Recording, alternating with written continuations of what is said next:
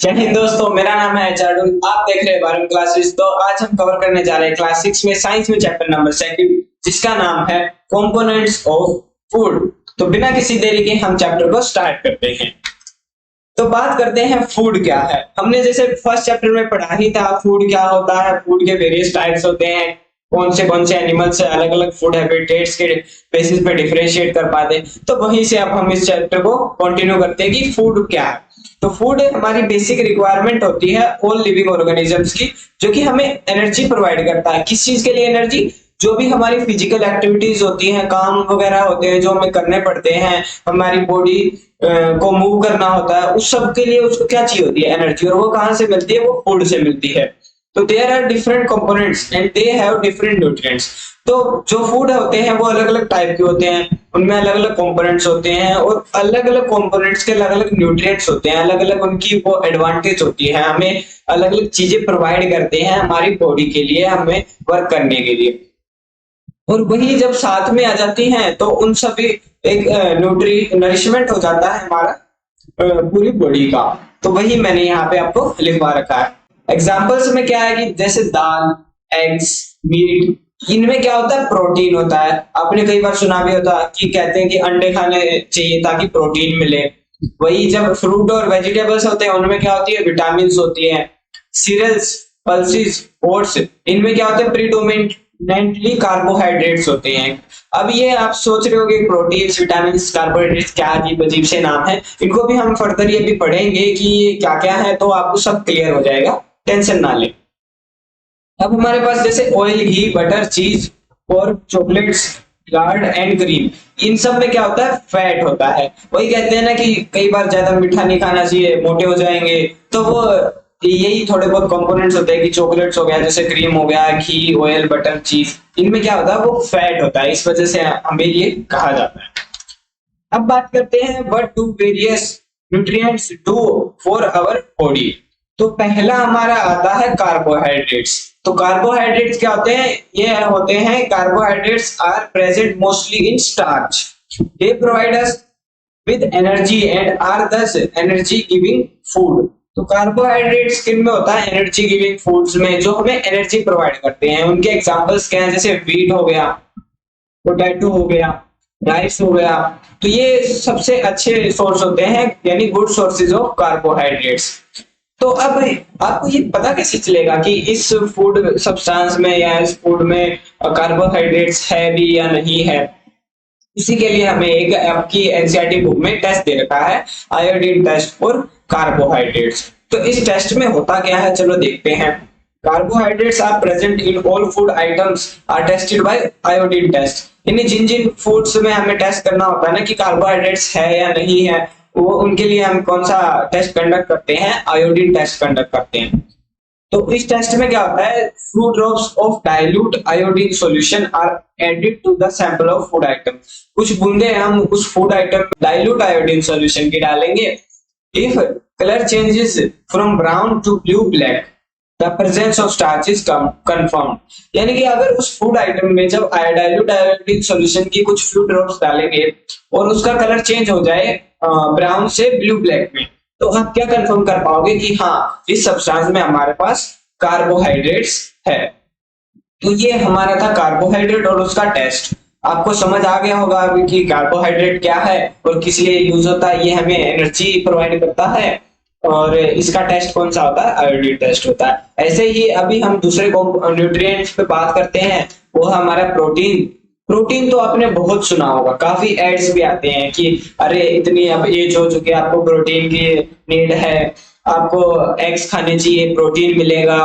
और भी other other चीजें हैं जहाँ पे प्रोटीन के लिए काफी बात होती है। तो प्रोटीन क्या होता है? बॉडी बिल्डिंग न्यूट्रिएंट्स होते हैं। तो ये हमारी जो बॉडी है उसको बिल्ड करने में, यानी मसल्स बिल्ड करने में, उसमें काफी हेल्प करता है। आपने बॉडी बिल्डर्स देखे होंगे, वो ज्यादातर प्रोटीन लेते हैं, एक्स्ट्रा भी प्रोटीन लेते हैं, यानी जब उनकी डाइट्स फुलफिल नहीं हो पाती ऐसे, तो वो एक्सटर्नल प्रोटीन लेते हैं। तो वो प्रोटीन इसीलिए लेते हैं ताकि उनकी मसल्स और ग्रो कर सके, जल्दी बढ़ सके। They are needed to build every single part and organ of the body. They help in growth and repair of our body. वही मैंने अभी आपको समझाया बॉडी के ऑर्गन्स या जो भी सिंगल पार्ट है उसको ग्रो करने में, उसकी रिपेयरिंग में कौन काम आता है? हमारा प्रोटीन काम आता है। इसके मेजर सोर्सेज क्या होते हैं? एग, मीट, लेंटिकल्स एक्सेट्रा, ये हमारे गुड सोर्स ऑफ प्रोटीन्स होते हैं। आपने देखा होगा जो जिम करते हैं या अखाड़े में जाते हैं, या नहीं देखा तो जान लीजिए, वो सुबह सुबह वो खाते हैं लेंटिकल्स, जो अंकुरित होते हैं, अंकुरित चने यानी उभरे हुए, क्योंकि उनमें हाई अमाउंट ऑफ प्रोटीन होता है। एग्स खाते हैं, मीट खाते हैं, आपने देखा होगा फिश भी लेते हैं, चिकन भी लेते हैं। वो बॉडी बिल्डर्स क्यों लेते हैं? प्रोटीन गेन करने के लिए लेते हैं। अब बात करते हैं टेस्ट ऑफ प्रोटीन्स, यानी पता कैसे चलेगा कि भाई इसमें प्रोटीन है भी या नहीं है? हमें ऐसे पागल बना दिया कि प्रोटीन है इसमें और हम लेके आ गए उस चीज को। तो आप उसी चीज के लिए जान सकते हैं कि इसका क्या टेस्ट रहता है। Proteins in the food sample are tested by copper sulphate and caustic soda solutions. The sample food item is made into very dilute paste and the above solution are added to it. If the color of the resulting solution changes from purple, the presence of protein is confirmed. यानी कि बात क्या है, जो भी हमारा वो food item है उसमें हम कॉपर सल्फेट और कॉस्टिक सोडा का सॉल्यूशन बनाएंगे, और जो वो फूड आइटम है उसमें हम ये सॉल्यूशन को डालेंगे, तो ये कहता है उसका कलर पर्पल हो जाना चाहिए अगर उसमें प्रोटीन है तो। अगर पर्पल नहीं होगा तो आप कह सकते हैं उसमें प्रोटीन नहीं है। यहाँ पे मैंने आपको इमेज में भी दिखा रखा है, जब यहाँ से ये ड्रॉपलेट्स गिरी है तो ये जो भी हमारा फूड आइटम था वो पर्पल कलर में हो गया है। तो ये हमारा टेस्ट ऑफ प्रोटीन क्या हो गया? कंफर्म हो गया कि इसमें प्रोटीन है। अब तीसरा न्यूट्रिएंट्स आता है फैट। आजकल क्या मतलब काफी समय से फैट्स को लेके तो काफी चर्चा होती रहती है, मोटे पतले ऐसे कि आप मोटे नहीं हो रहे तो फैट्स आइटम खाने चाहिए, ज्यादा मोटे हो गए तो फैट्स जो आपको देते हैं उन्हें कम करना चाहिए। तो अब बात करते हैं ये फैट है क्या। Fats are high energy nutrients, they are needed in a moderate amount by the body. Fats are the reserve food materials for of our body. यानी फैट्स में क्या होती है? हाई एनर्जी होती है, और ये एक मॉडरेट यानी मीडियम अमाउंट में हमारी बॉडी में जरूरत होती है, क्योंकि कुछ फैट्स हमारे बॉडी के अंदर भी होते हैं और कुछ हमें बाहर से लेने भी पड़ते हैं, तो इस वजह से ये मॉडरेट अमाउंट में चाहिए होता है। एग्जांपल्स क्या है? Oil, ghee, butter etcetera are source of fat. अब जैसे मैं तो गांव से बिलोंग करता हूँ, हमारे यहाँ तो काफी घी, मक्खन ये खाते हैं, काफी फैट वाली चीजें हैं, कर्ड, दूध, तो हम तो काफी फैट वाली चीजें कंज्यूम करते रहते हैं। तो इसी वजह से आपने सुना भी होगा गांव वाले लोग काफी ताकतवर होते हैं। वैसे इसका कुछ ऐसे कंटेक्स्ट है नहीं। अब बात करते हैं कि टेस्ट क्या होता है फैट्स के लिए। Fats in the food are tested by simple paper test, यानी एक सिंपल पेपर टेस्ट से हम टेस्ट कर पाएंगे कि इसमें फैट है या नहीं है। A little amount of sample food is wrapped in a paper and crushed. आपने एक थोड़े से अमाउंट में फूड आइटम लिया, उसे पेपर में डाला, उसे क्रश कर दिया। अब उसका क्या करेंगे? If the paper gets an oily patch, the presence of fat in the food is confirmed. यानी कि वो जो पेपर लिया उसमें फूड आइटम डाला, क्रश किया, अब उसको आप खोल के देखोगे और वो हटाओगे तो वहां पे अगर आपको ऑयली पैच मिलेगा ना वहां पे पेपर पे, तो आप कंफर्म कर पाओगे कि हाँ इसमें जो हमारा वो था फैट था। तो ये हमारा फैट का जो टेस्ट है वो कंफर्म हो जाता। तो अब बात करते हैं फाइबर्स क्या होते हैं। Fibres are material that add bulk to the food. Human can not use fibre as a nutrients, but they help in the easy movement of the food along with the digestive system. यानी कि fibre क्या करता है? ये nutrients डालते नहीं है हमारे बॉडी में या चाहिए होते, ये हेल्प करता है डाइजेशन में, और जो हमारी फूड हम खाते हैं उसकी इजी मूवमेंट में, ताकि वो हमारा जल्दी से जल्दी जो भी उन फूड आइटम्स में सारे न्यूट्रिएंट्स हैं वो हम कंज्यूम कर पाए, उन चीजों में ये हमारी हेल्प करता है। अब हमारा यहाँ पे नया टॉपिक आता है डेफिशिएंसी डिसीजेस। तो अब उससे पहले हमें एक डेफिनेशन देखते हैं कि बैलेंस डाइट क्या होती है। A balanced diet is a diet that has all the necessary nutrients in the amount that is needed for normal body function. यानी आप बैलेंस डाइट उसे ही कहेंगे जो हमारी सारी न्यूट्रिएंट्स की जो नेसेसिटी है वो पूरी कर पाए, वो डाइट जहां जहां जितनी जरूरत है फंक्शनिंग के लिए वो सब हमें मिल जाए। उसी डाइट को हम क्या कहेंगे, बैलेंस डाइट कहेंगे। अगर कई बार जब हम ये बैलेंस डाइट फुलफिल नहीं कर पाते और काफी लंबे समय तक हम अनबैलेंस डाइट खाते रहते हैं, तो हमें काफी तरह की डेफिशिएंसी आ जाती है, डिसीजेस आ जाती हैं। तो वहीं पे हम बात करते हैं कि ये क्या होती है, deficiency diseases. Deficiency diseases are caused by the lack of certain nutrients. जब हमारे कुछ टाइप के न्यूट्रिएंट्स कम हो जाते हैं हमारी बॉडी में, तो वहां पे हमारी डेफिशिएंसी आती है। These diseases can be treated by a properly balanced diet। यानी जब इनमें ये डेफिशिएंसी आ जाती है, तो अगर हम प्रॉपरली बैलेंस डाइट लेंगे, जो न्यूट्रिएंट्स की कमी है उसे हम फुलफिल करेंगे, तो ये वापस से हम ठीक कर सकते हैं। If a body is deficient in vitamin, we get vitamin deficient diseases। अगर विटामिन की कमी होगी तो विटामिन डेफिशिएंट डिसीज हो जाएगी, और किसी न्यूट्रिएंट्स की कमी होगी तो उससे रिलेटेड हमारी डेफिशिएंसी डिसीज हो जाएगी। तो यहाँ पे हमारे कुछ डेफिशिएंसी डिजीज की एग्जांपल भी है, स्कर्वी, पेलगेरा, रिकेट्स एक्सेट्रा। अब आप ये नए नए टर्म्स पढ़ के कंफ्यूज ना आए, अभी आगे मैं स्लाइड्स में एक एक को अच्छे से समझाऊंगा, विटामिन क्या है, ये डिसीज क्या है। तो अभी के लिए आप सिर्फ इतना ऊपर ऊपर से समझे कि ये चल क्या रहा है हमारे चैप्टर में। If the minerals are deficient, then we get mineral deficient diseases। वही मैंने अभी आपको बताया। Iron deficiency lead to the anemia, phosphorus deficiency leads to weak bones and teeth। तो ये हमारे एग्जाम्पल था। अब यहाँ पे बात करते हैं, जो मैं कह रहा था कि अभी समझाता हूँ। यहाँ पे हमारे ये विटामिन और मिनरल्स लिख रखे हैं इस टेबल में, और यहाँ पे उनकी डेफिशिएंसी डिसीज लिख रखे हैं, मतलब उस चीज की कमी से कौन सी हमें डिसीज होगी और सिम्टम्स क्या है अगर वो डिसीज हो जाती है। तो ये आपको टेबल ध्यान रखना पड़ेगा, आपके एग्जाम्स में पूछ भी सकते हैं। और मैं तो यही रिकमेंड करूंगा, अगर आपको लॉन्ग टर्म तक अगर किसी गवर्नमेंट एग्जाम्स की भी तैयारी करनी है, तो इनको जरूर याद कर ले, विटामिन वाली को, ये अक्सर पूछ लिया जाता है। अब बात करते हैं फूड सोर्सेज में। फूड सोर्सेज में पहली आती है विटामिन, जो आप शुरू से अभी सुनते आ रहे थे, vitamin A, vitamin C1, vitamin C, vitamin B1। तो अब बात ही करते हैं कि विटामिन है क्या। Vitamin are the essential nutrients that helps us in maintaining normal body functions and also fight off infections. यानी नॉर्मल बॉडी फंक्शंस को करवाने में हेल्प करती है विटामिन, और जो भी हमें इन्फेक्शन हो जाती है उन्हें लड़ने में भी मदद करती है बॉडी को। Fruits and vegetables are major source of vitamin.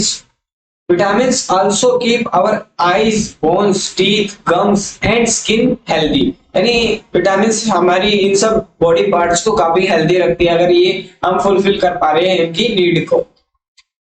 A, B complex, C, D, E and K are the vitamins we get from different foods। यानी कि ये विटामिन्स के अलग अलग टाइप्स के नाम है, जो मैंने पिछले स्लाइड्स में भी बताया था कि अगर ये ना ले तो हमें किस किस टाइप की डेफिशिएंसी हो जाती है।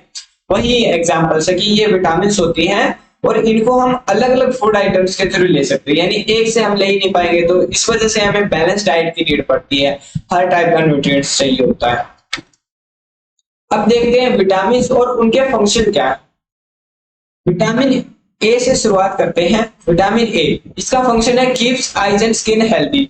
पीछे मैंने बताया था कि विटामिन ए की कमी से नाइट ब्लाइंडनेस हो जाती है, तो इसका फंक्शन ही वही है ना कि ये हमारी आईज और स्किन को हेल्दी रखती है। तो ऐसे आप सब चीजों को रिलेट करके चलोगे तो आपको ये काफी इजी लगेगा चैप्टर, और सब चीजें आसानी से याद हो जाएंगी।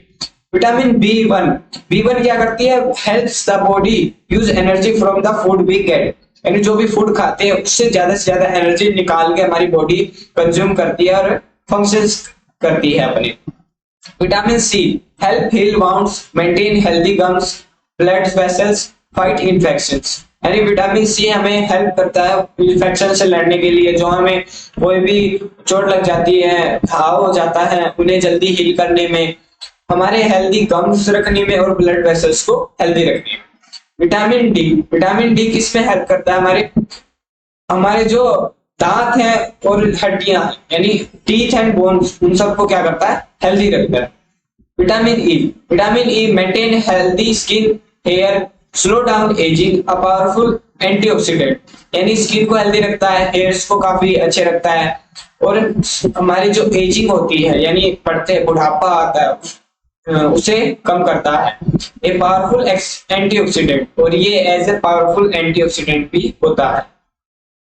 विटामिन के, an important factor in blood clotting, bone healing and body repair. यानी ये काफी इंपॉर्टेंट फैक्टर है ब्लड को क्लॉट करने में, यानी कहीं भी चोट लग जाती है तो वहां पे ब्लड इकट्ठा हो गया, वहां पे एक लेयर बना लेता है जिसे ब्लड क्लॉटिंग कहते हैं। और जो हमारी बोन्स में कोई भी दिक्कत आ जाती है उसे हील करने में और बॉडी रिपेयर करने में ये हेल्प करता है विटामिन के। आई होप आपको अभी ये सभी समझ आ गए होगी कि कौन सी विटामिन का क्या क्या फंक्शन होता है, और मैंने पहले बताया था कि कौन सी विटामिन की डेफिशिएंसी है हमें क्या डिसीज हो जाती है। अब एक काम करिएगा, इन सब का एक टेबल बना लीजिएगा जिससे आपको ये रिकॉल करने में और समझने में काफी इजी रहेगा।